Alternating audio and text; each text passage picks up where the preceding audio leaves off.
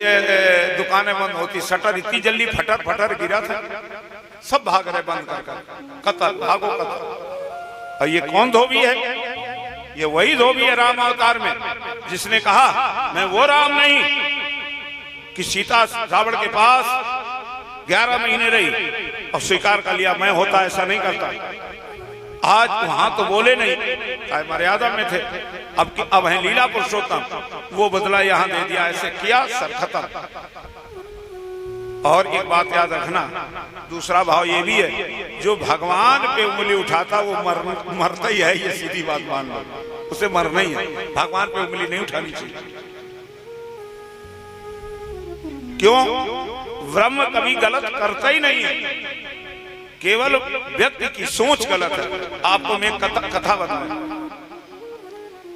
एक पढ़ा लिखा व्यक्ति इतना पढ़ गया, उसे पढ़ाई का बड़ा अभिमान, और एक दूसरा भी व्यक्ति पढ़ा लिखा। अब वो दोनों जहां जाए भगवान की कमी निकालें कि देखो भगवान ने ये गलत किया, भगवान ने ये गलत किया। एक बोला ऐसे कहां तक गलत और सही ढूंढोगे? बोले फिर, बोले एक कॉपी लो और कलम लो, जितनी गलती की लिखते जाओ। बोले ये भी ठीक। तो एक ने जो कम पढ़ा लिखा था उसने कॉपी ली, पेन लिया और चले दोनों भगवान की कमी ढूंढने कि जहां कमी मिल जाएगी लिख लेंगे। तो चले, एक गांव में पहुंचे। गांव में गए तो गांव में देखा होगा, इतने होशियार होते गांव वाले कि छप्पर रख लेते हैं आगे बैठने के लिए, कोई आए उसमें आनंद ज्यादा है। तो छप्पर पड़ा हुआ, और उसी छप्पर जो लकड़ियों पे टंगा होता है, उसी के लकड़ी के नीचे कभी लौकी के बीज, कभी तुरई के बीज लगा देते और सब पूरा फैल जाता छप्पर पे। फिर वो समय समय पे खूब खाते सब्जी। देखा एक व्यक्ति ने क्या किया कि कद्दू का बीज लगा दिया, सीताफल का। अब वो पौधा निकला, लकड़ी से होते हुए छप्पर पे फैल गया। अब सीताफल लगे। अब सीताफल तो आपने देखे होंगे, एक सीताफल का पूरी बारात निपटा दे, इतना इतना भारी। दोनों खड़े हो गए, और जो ज्यादा पढ़ा लिखा था वो बोला देखो भगवान की गलती, देखो लिखो। वो बोला क्या गलती? बोले देखो ये नार कितना पतला है, कितना दुबला है, इतना पतला नार, और उसमें इतना भारी फल लगा दिया। इतना भारी फल लगाने की क्या जरूरत थी?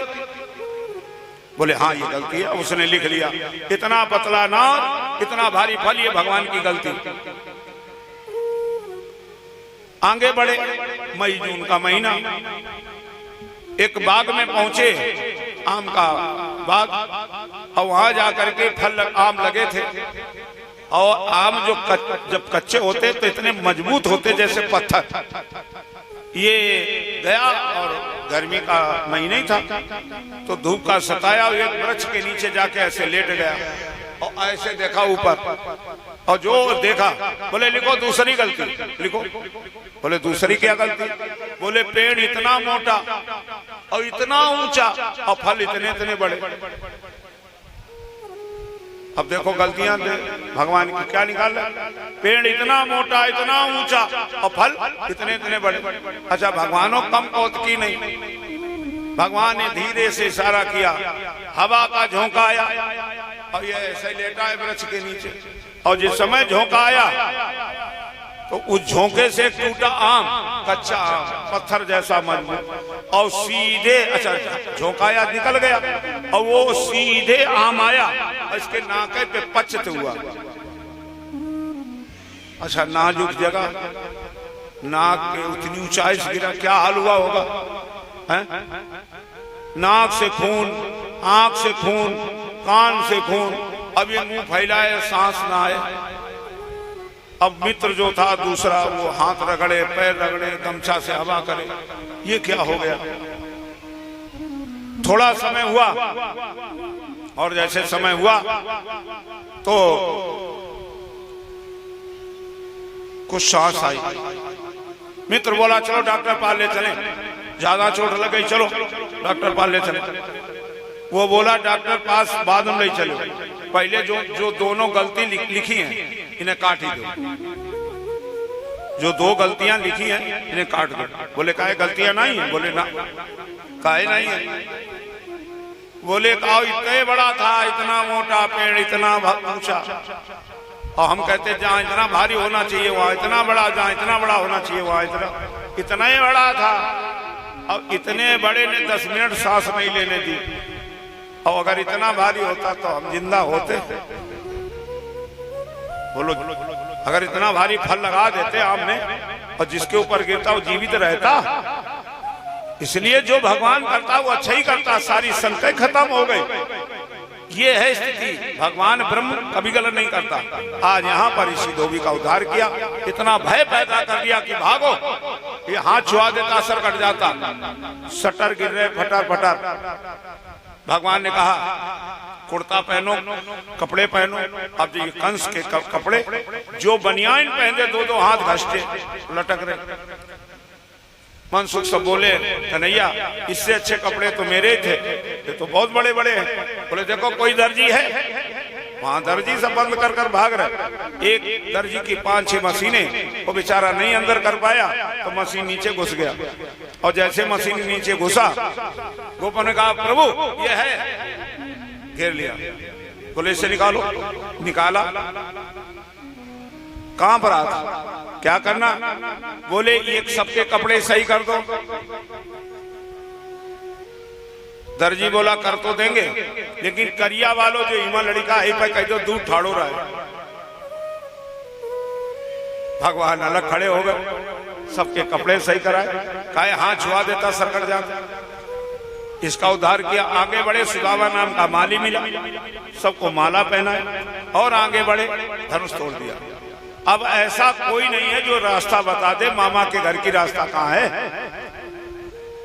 सब खड़े। तब एक 3 जगह से टेढ़ी स्त्री, 3 जगह से टेढ़ी, हाथ में थाल लिए और चली जा रही।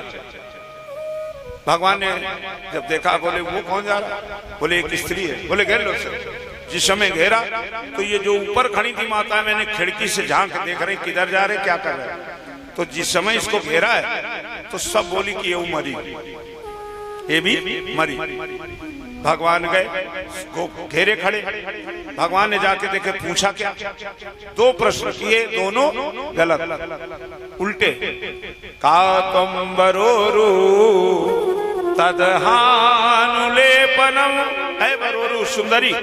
अब बताओ, सुंदरी कह रहे, 3 जगह से टेढ़ी और सुंदरी कह रहे।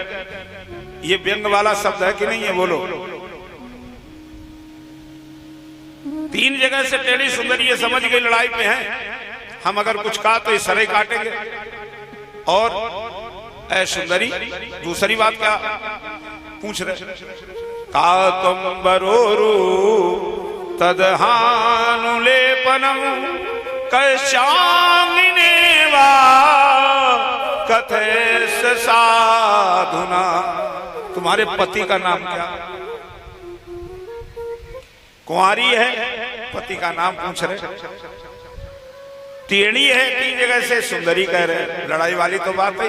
अब ये इतना समझ गई कि ये बिल्कुल लड़ने पे है, अगर मैंने कुछ कहा तो इस सरे काटेंगे, लेकिन अब जब मरना ही है तो उत्तर तो दे ही दे। तो क्या कह रहे? सुनो, तुमने हमें सुंदरी कहा, हम 3 जगह से टेढ़ी, व्यंग कर रहे मेरा, तो मैं भी तुमसे कहती हूँ। देखे क्या कह रहे? दाशा महं सुंदर कंस सम्मता। अरे सुंदर, तुम करिया का लूटे हो, हम तुम्हें सुंदर कह रहे हैं। तुमने सुंदरी कहा, तुम्हें सुंदर कह रहे हैं, भगवान पे कह रहे हैं। अरे सुंदर, दासा महं सुंदर, अरे सुंदर कंस की दासी हूँ। तिवक्र नामा अनुलेप कर्मणि, मेरा नाम तिवक्रा है और मैं चंदन लगाने का काम करता हूँ। भगवान जी बोले चंदन लगाने काम करते हो, सबके लगा दो। बोले लगा दी, लेकिन करिया वाले कह दो दूध ठाड़ो रहा है, सबके लगा दो। अच्छा एक बात और, यहाँ इस मामले में भी माताएं मैंने आगे हैं, यहाँ हम आप भैया वक्त पीछे। माताओं बहनों को जो काम दिया गया वो बड़े विधान से करती है, नियम से करती है। माताओं बहनों को श्रृंगार दिया गया, सिंदूर लगाना, और श्रृंगार करना, नित्य अपना काम करती हैं, नित्य अपना श्रृंगार करती हैं। और इस मामले में भैया भक्त बहुत पीछे। कंस की कथा सुने, कंस दैत्य है, दुष्ट है, लेकिन ये तिवक्रा के द्वारा नित्य चंदन लगवाता है। तिवक्र नामा हनुलेप कर्मणि नित्य चंदन। और हर व्यक्ति को चंदन मंदन रोज करना चाहिए। जितने लोग बैठे सुन लें, जो पीछे बैठे, इधर बैठे, इधर बैठे, मस्तक कभी छूना नहीं होना चाहिए। इसके दो कारण, यहाँ मस्तक में है भाग, चंदन बंदन लगाने से भाग्य की पूजा होती है। और भागवत में, पुराणों में उल्लेख ऐसा आया है कि जो नित्य चंदन लगाता है उसके पास कभी यमराज के दूत नहीं आते। ये भाव है। आज ये कंस नित्य चंदन लगवाता है, और इधर देखें बलराम जी कह रहे सबके लगा दो। बोले ठीक, काले वाले के द्वारा लग जाए, भगवान अलग हट गए, सबके चंदन लगाया तिवक्रा ने।